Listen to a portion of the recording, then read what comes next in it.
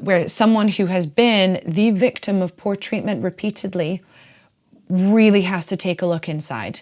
They have to take a look at themselves and say, what am I putting out into the world that is making me vulnerable to these people? What am I doing in my relationships that is making me vulnerable to being taken advantage of?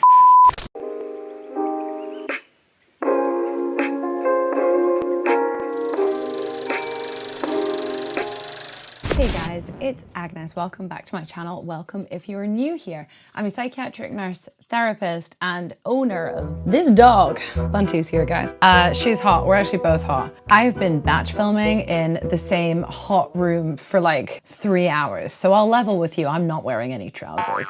On to the topic of the video. The topic of the video is boundaries. So I'm not going to be talking about how to set boundaries because honestly that plus what I am going to talk about would be too meaty for one video, so I'm going to break them up. But this video is just about the importance of having boundaries.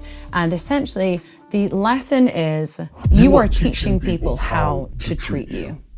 All the time. In every single interaction, you are teaching the people around you how to treat you. If you'd like to leave now, that's essentially the whole video. Except I'm going to be going into that into a lot more detail. But if that makes sense to you, please feel free. You can go now. Please leave a like. Please subscribe. If you would like more information on that topic, please stick around. So you are teaching people how to treat you. I'll give you an example. I think it's easiest to talk about in romantic relationships where one person is treating the other person poorly. And I'm going to simplify this massively just for the purpose of this conversation. But if somebody is treating you poorly in a romantic relationship and there aren't any consequences for them based on their behavior, then they will learn that it is acceptable to treat you that way. And you will most likely see that treatment become a pattern of behavior. If you are allowing somebody into your life, if you are giving somebody time and attention when they are reckless with your heart. Don't be reckless with other people's hearts. Don't put up with people who are reckless with yours. Floss. They will learn that that is okay for them to do and there are no consequences. And that is a huge problem. I really hope that this video doesn't come across as kind of victim blamey because obviously I'm not victim blaming. There are loads of just really terrible people in the world. There are lots of really shitty, damaged, broken people that will treat you poorly if they're able to get away with it. And I think we see this pattern play out so often in romantic relationships. I have clients who have approached me for the sole reason that they have noticed that they're in a pattern of getting into relationships where they are treated poorly. And I think it would be easy to view that as very black and white and to think people treat me poorly and I don't know what to do about it. And actually, what I think is happening is a lot more complex in situations like that. I think that people who have a tendency to be irresponsible with other people's feelings, when they meet someone who they think is vulnerable to accepting treatment like that, they will most likely see that vulnerability in them. They see that vulnerability, they smell it on you.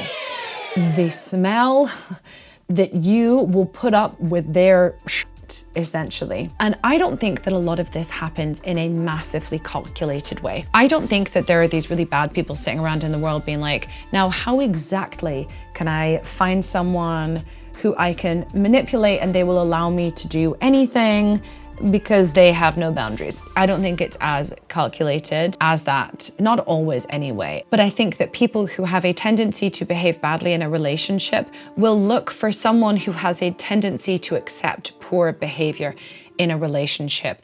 And in a super, super toxic and unhealthy way, it's like a match made in heaven. And I think that this is the point where, and really trying not to victim blame here, but where someone who has been the victim of poor treatment repeatedly really has to take a look inside. They have to take a look at themselves and say, what am I putting out into the world that is making me vulnerable to these people? What am I doing in my relationships that is making me vulnerable to being taken advantage of? And I suppose the examples I've given so far maybe sound kind of extreme, but I know that in all of my relationships in my life, I'm almost constantly having to think about like, what boundaries do I want to have in place? It's as simple as a friend asks you for a favor. You're really not just answering the question based on that request right there, because that request, it gives them information as to how you are likely to respond in the future. So if you say yes to something, it is so important to bear in mind, am I happy to possibly repeat this in the future? In so many of my relationships, the answer is absolutely yes. I will help. Absolutely, I can do that. That's no problem. I would love to do that for you. It'd be my pleasure. That is often the response, but there are a couple of people and a couple of situations with those people where I would be quite cautious to just saying yes to that willy-nilly, because I'm aware that I am constantly teaching people how to treat me. So even in some of my healthiest relationships, somebody might talk to you in a way that you don't appreciate. And it is so important to let them know that you didn't appreciate the way that they spoke to you. And there can be a way of doing this. It doesn't always have to be like, don't talk to me like that. You know, it could be with a caveat of, I know that you're having a very difficult time, so I'm going to, in this instance, accept the way that you just spoke to me. But generally, I would not accept the way that you just spoke to me. You see, that can still be allowing of their situation and allowing perhaps of their mental and emotional state without becoming a total doormat in the process. Because if you become a doormat, people will think of you as a doormat. It's really as simple as that. And this is where we need to take accountability and responsibility for what we are putting out into the world. And again, not to victim blame, but this does also apply to some of our most vulnerable people in the world when it comes to relationships. You will notice that very, very vulnerable people, they absolutely have a pattern of being taken advantage of, and they absolutely have patterns of being abused and finding themselves in abusive relationships. And it's because of a complete lack of boundaries. And I'm not saying that they need to take accountability or responsibility for behavior like that because like they are at fault or they are completely to blame. The accountability part more looks like they have a part to play in this situation. So not playing the blame game, but they have a part to play in that they have left themselves open. And with that, they need help and support to change things for themselves. And I would say that a fantastic way of doing this is therapy. And obviously people at the more extreme end of this sort of being victimized spectrum absolutely need help and support. But even at the lesser end, like I mentioned, I have clients who have come to me because they've had a string of really shitty relationships where they've been treated really badly, and they're a little bit confused as to why. And we've gone over it, and actually it's not been confusing whatsoever. Actually, there has been a strong, consistent, clear pattern of them being accepting of this behavior. Maybe even there's been kind of infidelity in a relationship and the person has taken somebody back. And I'm not saying that that is always kind of wrong to do, or you will always be taken advantage of a second time.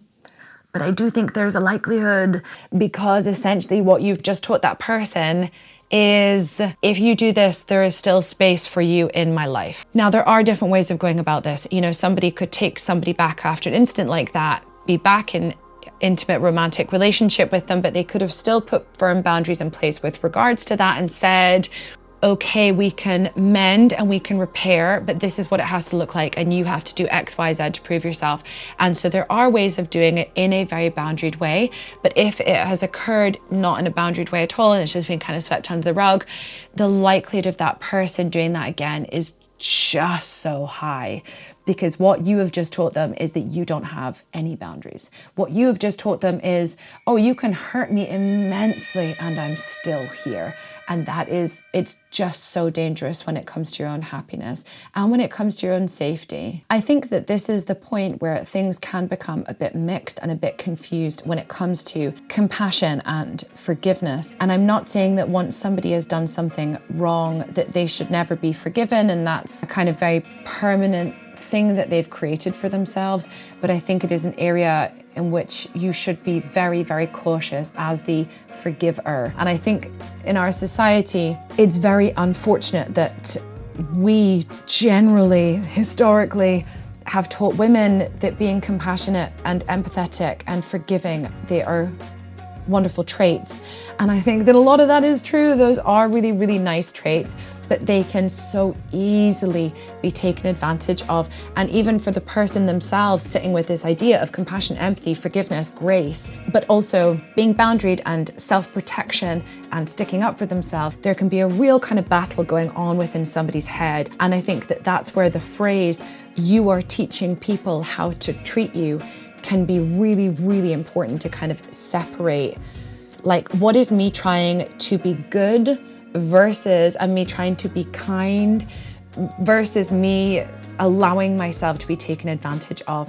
And I think that at the point where we pose that question to ourselves, it's a really, really significant point, because it is nice to be nice, but also if you're too nice, then people will treat you poorly. It's actually really, really sad.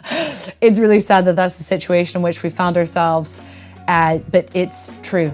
So, at least in my experience of being a therapist, this is something I've come up against time and time again. And we find this stuff in psychology, anthropology, all over the place. These patterns repeat themselves. So guys, that is it for this video. I really hope that this was helpful in some way, educational, hopefully. Let me know what you think in the comments below. Your feedback is really, really valuable to me. And let me know if there's anything else that you think you'd like me to do a video on. I'm taking requests, people. I've got a bunch of things to talk about, but if there's anything in particular that you're interested in, I would love to hear about it. Take good care of yourselves. Keep those boundaries in place. Look after yourself. You are the best person to take care of yourself ultimately at the end of the day. And you are the only person that you have to spend the rest of your life with, so just bear that in mind.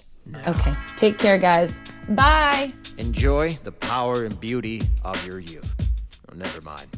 You will not understand the power and beauty of your youth until they've faded.